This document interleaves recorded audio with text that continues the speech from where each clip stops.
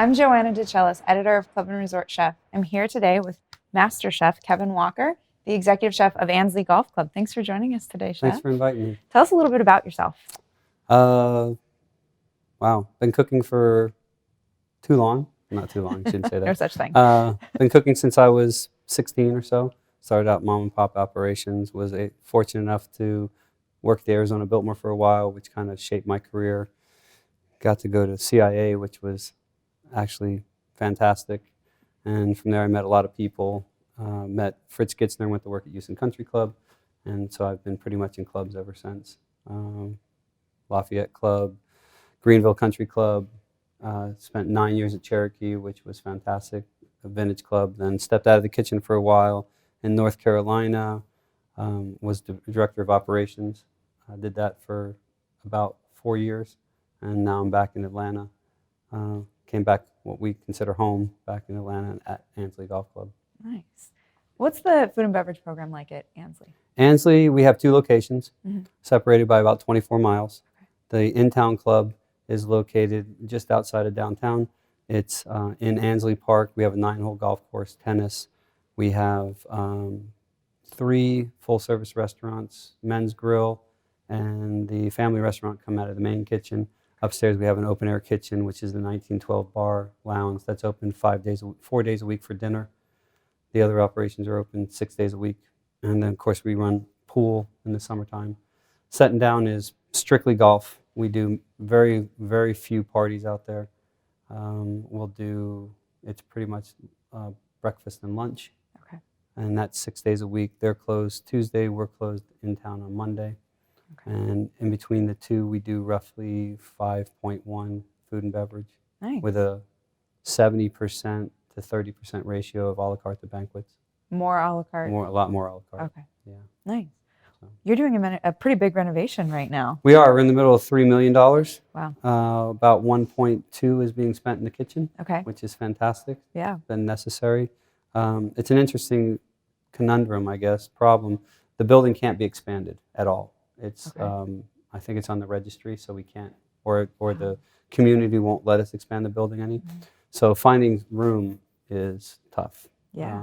So we were able to carve out about 100 square feet from the locker room, and then we took away a storage unit, storage area, which gave us about another 100 square feet for the kitchen at either end.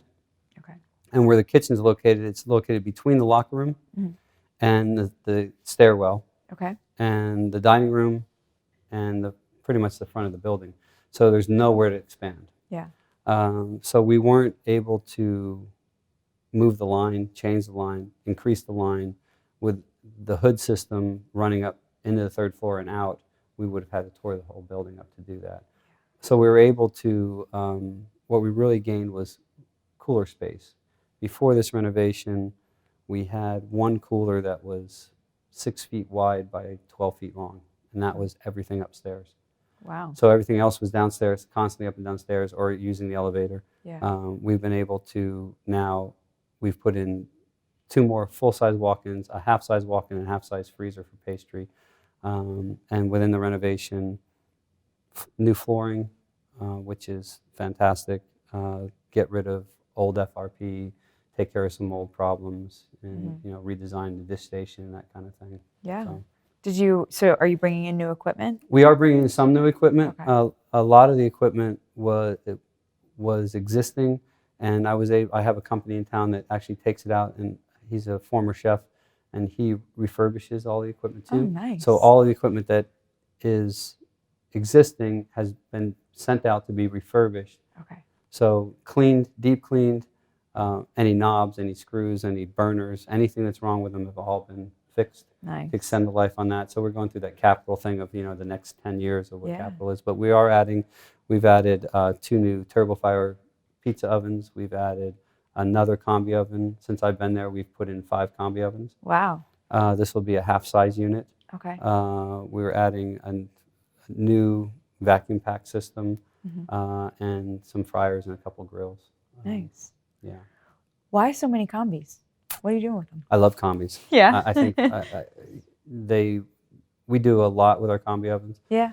So we have four full size. We have four combis stackables, so they Okay. each hold 6 sheet pans each. And as we needed to replace the convection ovens and the steamer that wasn't working, I was able to get membership buy-in to get the combis, because we do all of our own turkeys for we sous vide all our own turkeys for sandwiches, all of our own roast beef for sandwiches. We roast all of our own chickens, and we use the programs for that. We're able to set up programs so it goes overnight. The pastry shop is able to use them, and in conjunction with the blast chiller that I got, between the two, you can actually freeze, thaw, proof, and then bake using you can do the first 4 steps in the quick chill and come in the morning and the pastries are ready to bake the next day. Or come Thanksgiving, the quick chill will double as a warmer. Okay. So we can actually warm in there. So we cook the turkeys overnight for Thanksgiving. They come out, they go into the quick chill, but they're being held warm at 140 to 45 degrees. Yeah. And we take them off the bone and send them right out. So it frees up the ovens for the rest of the day. And it frees up your staff. Yeah. That's great. You know, when you can cook I have a perfect example. Creme brulee, we cook at 185 degrees with 80% steam. And my pastry cook, instead of putting in 45 minutes, put in 45 hours. And nobody caught it. So about 3 hours into the program, I looked and I said, why are these still in here? They're done. And she had gone home for the day. So we pulled them out. They're perfect because they were never over 185 degrees. Yeah. Right? So it takes out a lot of the error. Human error sometimes. Yeah, that's great.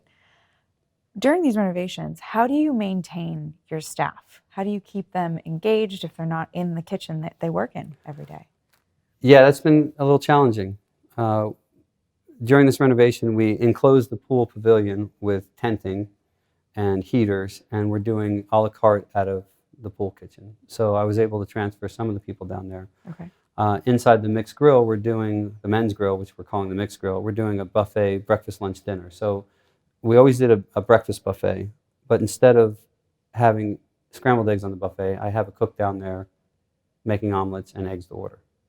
So that keeps that person engaged. And then at lunch, we make sure that every lunch buffet we're doing has some kind of carving station. We're building a sandwich. We're making a grilled cheese. We're doing something. So that person is still down there working and doing the station. And then at night, we're running some kind of action station, whether it's in there, whether we're cooking steaks on the grill. We're carving something. We're doing something along those lines. And I've given the freedom of that menu to one of my line cooks. So between the 3 line cooks, they're writing the menu. Oh, nice. Submitting to us on Thursday. We finalize it by Friday. We send it out, and it goes out in what we call the TWAL, which is This Week at Ansley. Oh. And so it goes out to the membership, so they see what's going on. And what we've done is, to kind of simplify it, we've made every night is themed. So Tuesday night's Italian, Wednesday night Southwestern or Hispanic, Thursday night is steak night. But inside that theme we change.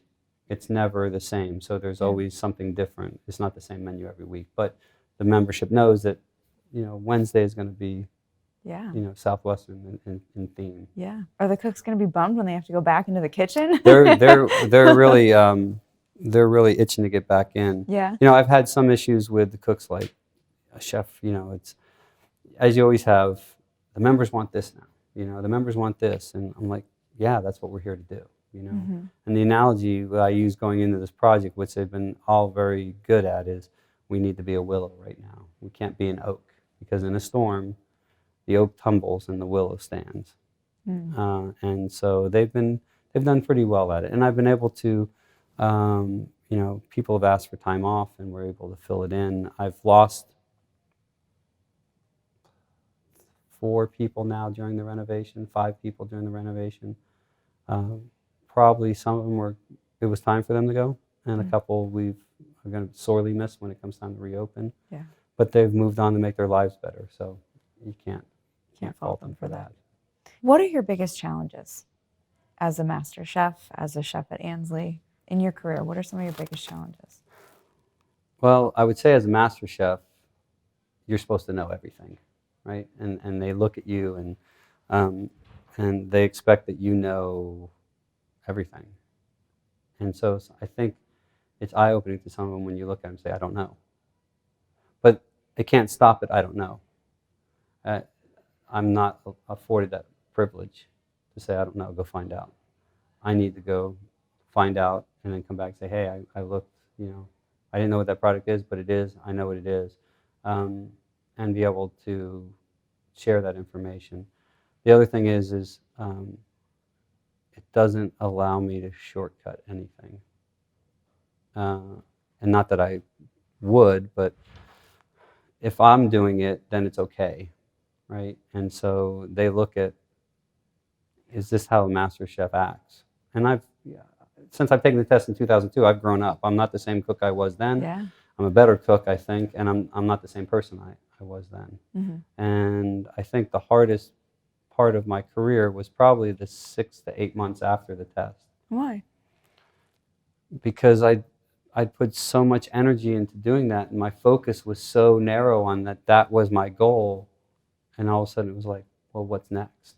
Right. Number one. Number two, did I actually deserve it?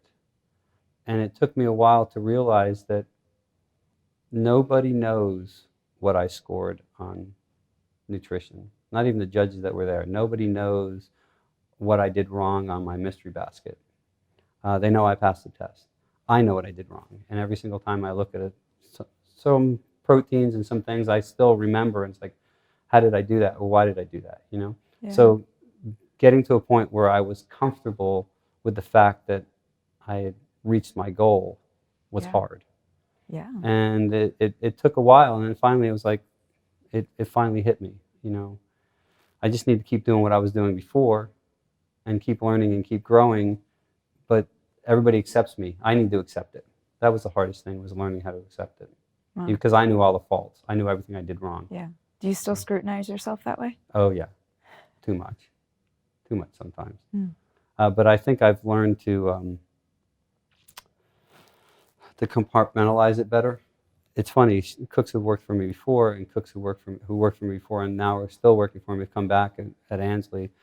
They're like, boy, if I would have done that back then, Yeah, I'm more about, it took me a long time to learn how to win the war and lose the battle.